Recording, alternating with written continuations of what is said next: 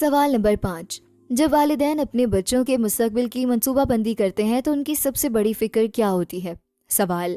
سورہ ابراہیم میں حضرت ابراہیم علیہ السلام نے اپنی اولاد کو ایک بے آب و گیاہ وادی میں بسانے کے بعد ان کے لیے سب سے پہلی دعا کس چیز کی؟ اے، انہیں اچھا رزق ملنے کی، بی، ان کے لیے گھر بنانے کی، سی، ان کے نماز قائم کرنے کی، ڈی، انہیں سرداری ملنے کی۔ درست جواب سی، ان کے نماز قائم کرنے کی۔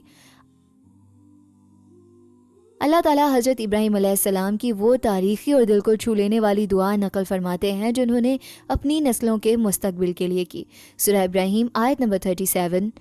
اے ہمارے رب، میں نے اپنی کچھ اولاد کو ایک بے آب و گیاہ وادی میں تیرے حرمت والے گھر کے پاس بسایا ہے، اے ہمارے رب، تاکہ وہ نماز قائم کریں۔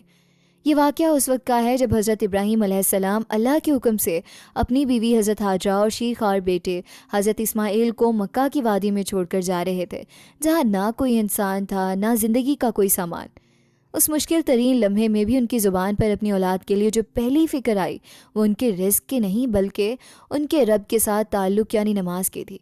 ہمیں سیکھنا چاہیے کہ اولاد کی اصل کامیابی دنیاوی چیزوں سے نہیں بلکہ ان کے ایمان اور اللہ سے تعلق میں ہے۔ اپنے بچوں کی دنیاوی ترقی کے ساتھ ساتھ ان کی نماز، سچائی اور دین سے وابستگی کو بھی زندگی کا بڑا مقصد بنائیں۔ اچھی بات پھیلانا بھی صدقہ جاریہ ہے۔ ویڈیو لائک کر دیں اور سبسکرائب کر کے اس خیر کے سفر میں ہمارے ہم سفر بن جائیں۔